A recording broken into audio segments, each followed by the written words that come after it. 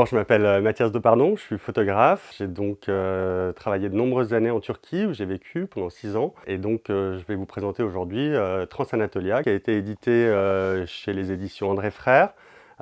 Transanatolia tente de raconter aujourd'hui cette nouvelle Turquie, qui est bien plus vaste en fait que le laissent entendre les frontières actuelles du pays. Pour comprendre et pour sonder la construction et la complexité de l'identification turque, il faut se projeter aux frontières de la Turquie, qui est aujourd'hui balkanique, anatolienne, méditerranéenne, lase, kurde et turque. Donc cette couverture est dessinée par la carte de l'Empire ottoman à son apogée en 1683. Donc la préface a été écrite par Guillaume Perrier, qui est l'ancien correspondant du Monde à Istanbul, avec lequel j'ai eu à de nombreuses reprises l'occasion de collaborer et de travailler lorsque je vivais en Turquie.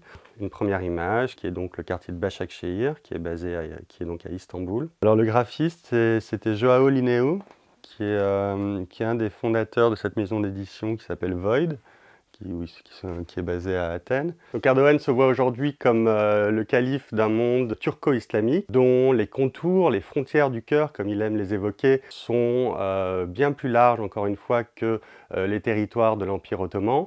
Encore une fois, une image des nouveaux quartiers d'Istanbul avec une forte présence dans l'architecture, notamment qui évoque donc ce passé mystifié, ce passé ottoman. Ici, on voit la marine turque présente à Novorossiysk. Novorossiysk qui est le plus grand port de la marine russe.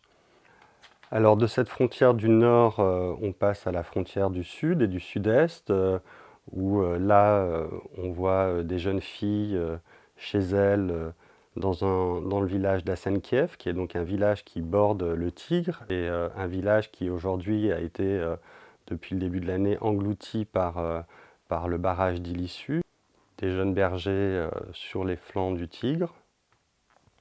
Très peu d'évocation du PKK dans ce livre, mais il y a quand même une présence de par cette image donc de la guérilla kurde.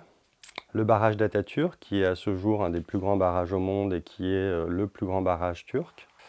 Les jeunes cadets arméniens de Stepanakert, donc au Nagorno-Karabakh, du côté arménien.